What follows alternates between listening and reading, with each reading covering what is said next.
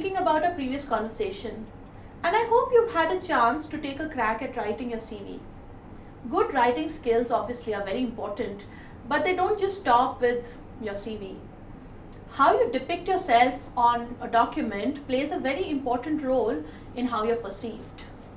Oh, hey Devika. Hi Gargi, how are you? I'm doing well. Yeah, how are you? I'm good too. I'm so sorry. I hope I'm not late. You know, Arre, right? yeah. Professor Maffatlal's class just goes on forever as usual. And by the way, Gargi, thank you so much for sharing all those CV writing tips with us. Most welcome. Because I feel so much more confident about how my CV looks now. Mhm. That email that you shared with Sahir, he Mhm. shared it with all of us, and I'm sure based on that, each one of us made some or the other change to our CV. I just hope it pays off well. It's going to be fine, yeah. Don't worry about it so much. You know, right? There's no perfect document as such. There are no absolute rights and wrongs, but yes, there are, of course, some basic do's and don'ts. Keep those in mind, and I'm sure you're going to be fine. So tell me, what are we working on today?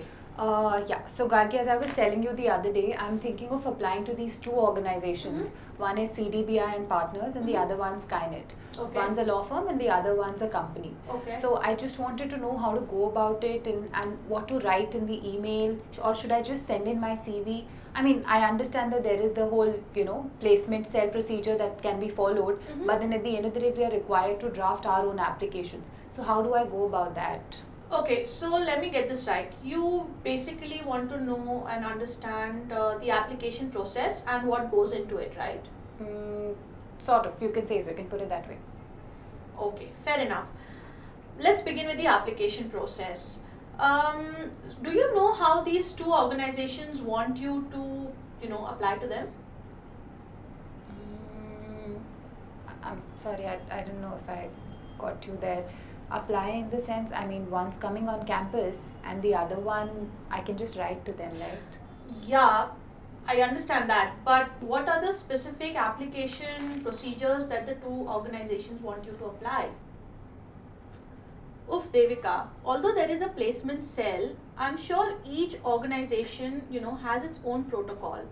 For instance, some might just want you to, upload your CV and send it across with an email, while others might need you to fill out a form online on their website.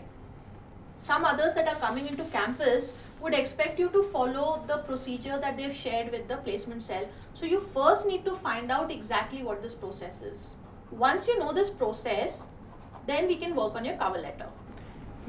By the way, I think for Skynet, they want us to upload our CV, number one, and then fill in a form online. That makes your job so much easier, right? All you need to do is follow the instructions to the T then. And then maybe after I've done that, give them a call and just No, let why them would you know. do that, Devika? That's exactly what I meant. See, you will not believe the number of candidates who lose out on potential opportunities just because they don't follow the protocol that's been set. If the employer or if the site clearly says that you need to fill in the form, then just follow the instructions. Because when you don't follow instructions, it sends out the wrong message to the employer. It says that you have a hard time following, instructions, and that you're not very comfortable with that technology. So be very particular.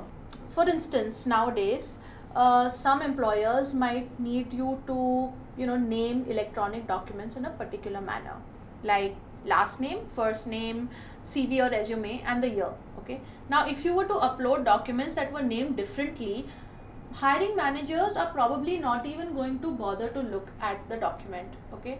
Think about it. There are so many dozens of applicants. Okay. It becomes really difficult for them to sift through the documents.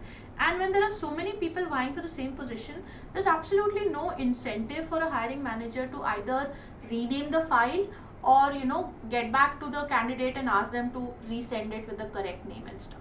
So please follow the instructions. My God, so much detail. Never thought about it. Yeah. I'm so sorry. No, it's okay. Listen, don't be silly. Stop fretting. It's not about knowing everything at the moment. You're learning, and you're learning now, which is great, because the more you learn now, the greater the chances of not missing out on great opportunities. True. So when you're sending in your application through an email, be particular about the attachments. Okay. Now, if they haven't indicated the way to name documents, don't use generic file names. Okay. Documents named with professional, CV, something like that, they're going to get lost in the shuffle. So be specific, follow a method, and apply to all the documents. First name, last name, position, or description of the document and the year. That's a good method to have. Got that. Yeah, great. And a few important points, Devika, actually.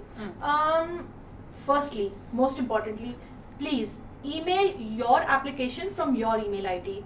You'd be surprised how many people don't do that. Trust me, nothing is more confusing or irritating to employers to receive the application for, say, a Mr. X from the email address of Mr. Y. Okay. And secondly, make sure that you attach all the documents to your email. A lot of people forget to put in the attachments and they just hit send. And trust me, with so many people vying for the same position, hiring managers or recruiters don't have the incentive to probably, just email you back and ask you to send it. There's really no need for them to go into that level of involvement. And lastly and most importantly, just proofread your document. In fact, why don't you just take a printout of the document? Spell check isn't always going to pick up every typo. A document, say for something like, I hope you will be now find my CV interesting for the position. Now, whereas this sort of a sentence may not contain particular typos, it's really not a sentence that should be in a document, right? It needs a lot of grammatical correction. So the best thing to do, take a printout, sit down with it, and go through it with a pen. Simple. Got all of it. My God, so much to remember, Gargi. How do you do it? Listen, it's just practice. It's a skill. The more often you do it, the easier it's going to get. In fact, you'll notice, you'll probably end up making a checklist that you'll keep with you.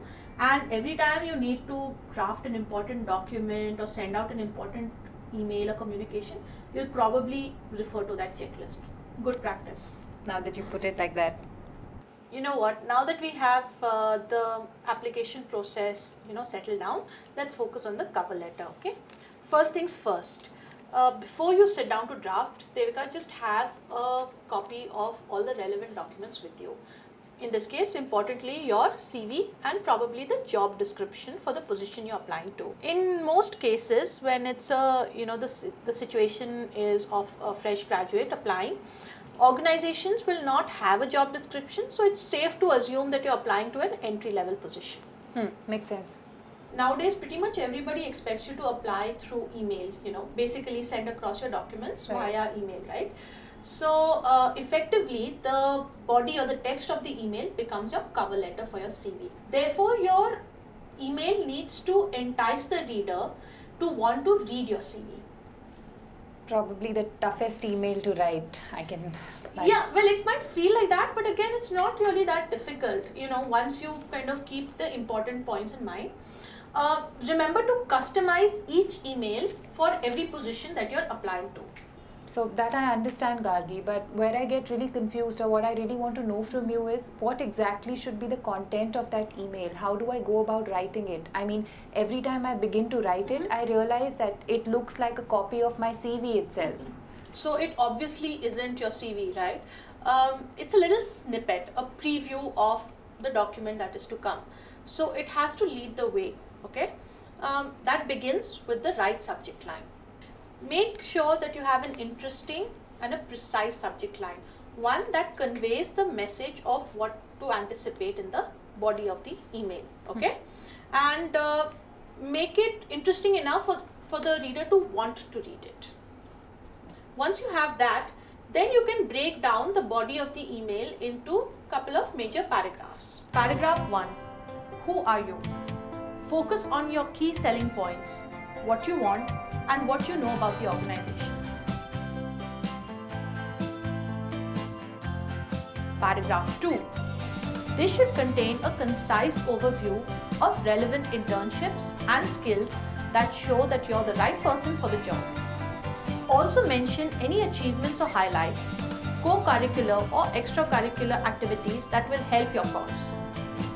Paragraph 3. This is where you state confidence in your ability to perform the functions of the position you're applying for. Do provide information on how you can be contacted. Mention the enclosure of your resume. Paragraph 4. Sign off well. Express appreciation for them having taken the time to read your application and perhaps how you look forward to hearing from them. This is followed by the closing line along with your signature and typed name. Please check that you do not include any logos or one-liners, etc. Keep it professional. That helps. I should be able to manage with that. So basically, bottom line is what they're trying to check is how well I can write. Yes, isn't it? they are. But remember, this is professional communication, okay? So keep it concise and no flowery language. Right. But I didn't realize that it's going to be such a long email at the end of it. There is so much to be included in the email. Well, no, not actually. If you recall letter writing from grammar class, okay, this is just a one-pager. Yeah, the body is broken down into the paragraphs that we've already kind of spoken about. So look, what you really need to focus upon is showcasing your USP. Okay, so highlight your achievements, highlight your market knowledge, kind of things that you followed about the organization, market trends, buzz. That's what is going to catch the reader's eye. Right. Got it. Remember to follow basic email etiquette. 1. Don't send chain emails or blind copy every employer or senior member that you may know in that organization. 2. Address it to the correct person. Make sure you use the appropriate title, as in sir or madam, but certainly not both. Or you could use the right name. But do double check the spelling and don't assume the gender from the name. 3. Please do not use short forms and do ensure there are no spelling mistakes in the body of the email. You know what?